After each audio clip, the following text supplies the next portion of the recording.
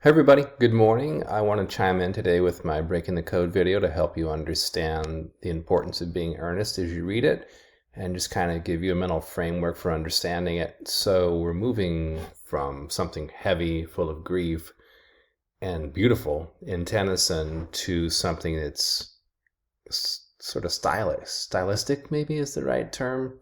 Fun, sarcastic, lacking seriousness, but still funny and wild. And of course, in terms of just chronological time, these two things are written about 45 years apart, but it also shows you the way the world has changed in the 45 years during the Victorian era from 1850, when Tennyson wrote In Memoriam, to 1895-ish, when The Importance of Being Earnest was put out. And a lot of people point out that the coming of the turn of the century, moving into the 1900s, created a sort of anxiety about the times changing, but there's just a lot more to it than that that's beyond our scope right now. But to frame what Wilde's doing, again, we're having fun with it, but he's also, mocking his own society.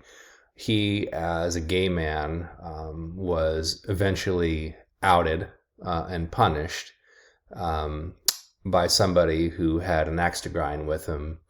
And Wilde was forced to do hard labor in a camp, and it took a toll on his body, and it led to his early death. And there's a lot that I think he would have to say about society today in a more direct manner than he could back in 1895 that would be valuable to us. When I started my PhD program in 1996 at the University of Louisiana, we didn't delve much into queer theory. It's a big part of academic theory now. Back then it was extant, it existed, but we were into Bakhtin, we were into Marxist criticism, we were still in the horrors of deconstruction. Bakhtin is the carnival, the masking. There's so many different ways to read a text. So you look at it from a social perspective, from a historical perspective, from an economic perspective, and then with queer theory from a gender and relationship perspective. And the best critic that we have in academics to help us understand through her lens is Judith Butler. And I encourage you, if you want to work with Butler to do your essay, you absolutely can. You can just Google Scholar her work. You can find a lot of it online for free. But her basic thesis is that gender is just a performance. It's just fake. I mean, you're playing a role the whole time. She might not say fake, but the idea of role playing, sort of a political construct for sexuality and a choice about sexuality, and within it the fluidity of sexuality, it's Butler, and she is a great thinker, and she has helped me understand a lot about how minority viewpoints shed light on majority issues.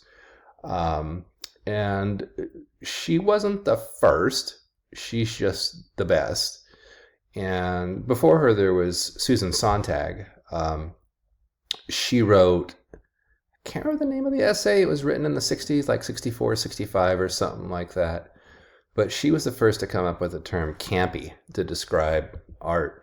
And the idea behind it is, it's like you'd see at a pride parade like we just had here at New Orleans last month. It's fun, it's kitschy, and the idea is that it's style over substance, right?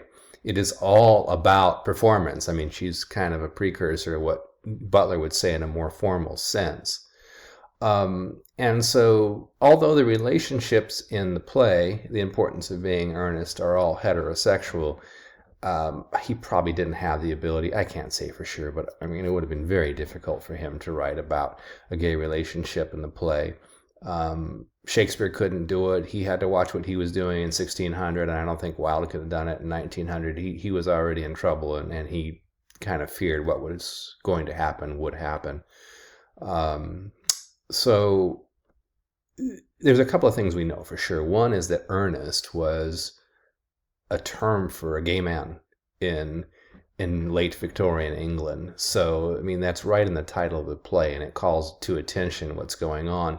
But when you're reading the play, just look at the artifice in these heterosexual relationships and how glib they are when you're reading through them.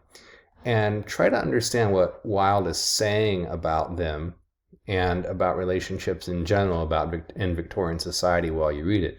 And you should absolutely have fun with it. I mean, he's just a master, right? I mean, we're not reading the Portrait of Dorian Gray. This is just, I want to get a play in here, but Wilde is one of those Irish writers, just gifted. And so it's a radical departure from Tennyson, and I really hope you enjoy it. As always, reach out with questions, y'all, and take care for today.